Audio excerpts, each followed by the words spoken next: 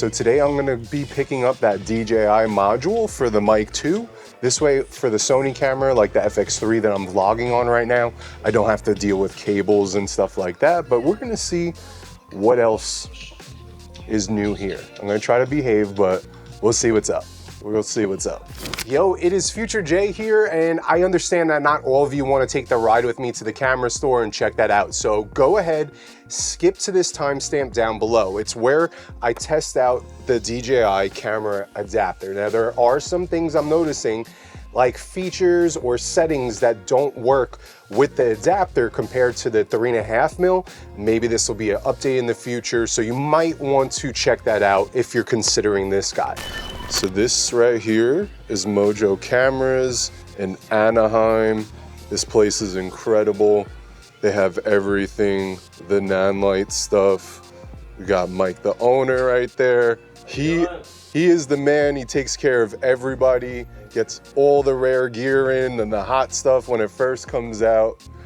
And just look at this. I mean, we have all the small rig stuff. Got some red Komodos here, the Sony stuff. They got the new RS4 already in, the Pro. So I'm looking for, Tony said you guys had it in that new DJI Mic 2 module and the lavalier for it. What else is new? Yeah, Fuji is always with that 6, huh? They canceled 10,000 pre-orders. No, 10,000 pre-orders? I think I'm gonna go with just the DJI camera adapter, the lav, and I'm definitely gonna pick up the Apple box because I need another one. So that's perfect. Mike, I think I'm gonna grab an Apple box too if you have. I definitely need another one of those. Did you find that? My man, how we doing? I'll take the used one. The dirty one. Give me a little 10% off or something. We'll do that. I mean, it's gonna get wrecked. For people that come over, they try it. Yeah, I mean, I'm gonna use it. What's up, bro? How are you? How you doing? Good. How's next door coming along? Get the new one, bro. The new 4Runner's sick. There she is. Hell yeah. I appreciate you, Mike. No problem, brother. Thank you. Appreciate the business. Always. Support all the time. Always, always. If you guys are ever in Anaheim or just Southern California in general, this place is way better than Sammy's. You can't find half the stuff at Sammy's in stock. They have all the latest and greatest when it drops, so come check out Mojo Cameras, not computers, Anaheim. All right, let's check this bad boy out. All right, so here is this guy right here. We have this little piece that you lift up, the receiver slides in, and then you plug it into your hot shoe. Now, I did test this out just on the way home, and there's a couple things that I was noticing with my FX3, and I'm gonna test it with the A7 IV and the FX6 right here to see if this is a camera specific thing or if this is something that maybe there needs to be an update to the microphone to get pushed through to allow certain features or settings to work. All right, so we have the camera adapter right here, and I'm sure you guys seen it. It's literally just this little piece right here. We have a tab, and what you do is you take the receiver and just slide it in, and then this feeds into your hot shoe. Very straightforward, and so far everything's been working except for one thing, and I think it's from my prediction earlier, of course, but we'll get into that in just a second. Now, I was able to get this to work on the FX6. However, you do have to go into the audio menu, the long menu, and follow these settings if you want it to work. The nice thing is you actually can get separate audio tracks for channel 3 and 4 when using this. So that's pretty dope. Here's how you do it. Go into the long menu, head down to your audio menu, then go to audio input and go to channel 3. Switch channel 3 input select to shoe channel 1 and do the same for channel 4 and select shoe channel 2. After, go into your receiver and change your audio settings to stereo. This way we get our 2 separate audio tracks on channel 3 and 4 when using both microphones at the same time. Now I hope you FX6 shooters are just as stoked as I am when using the FX6 with the DJI camera adapter. It's some sort of solution where we don't have to use that annoying XLR to 3.5mm adapter, and this just makes sense, so that's great. It works great on the FX3 as well. I just wish there was a way for my cine back, being that top cheese plate and NATO rail block the hot shoe.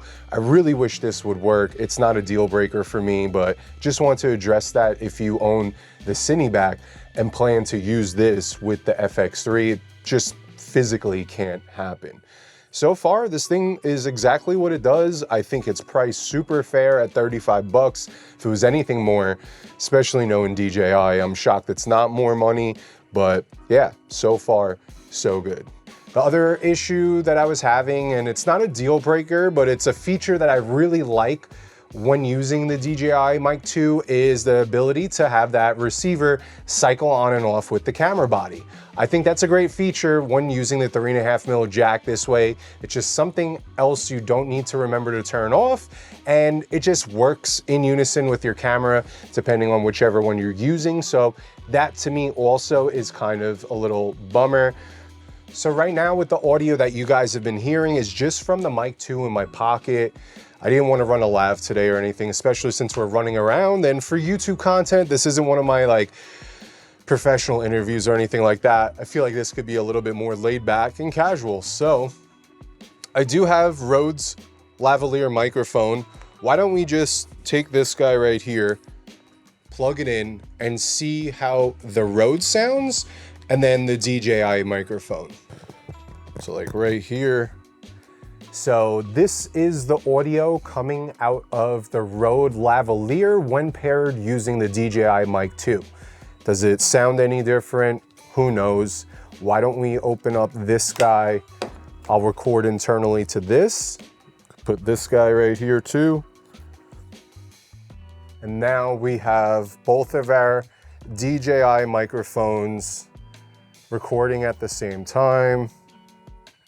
Perfect. Okay, so right now I have the Rode lavalier on my left hand. How does the audio sound coming out of this lavalier compared to the DJI that we're about to switch to right now?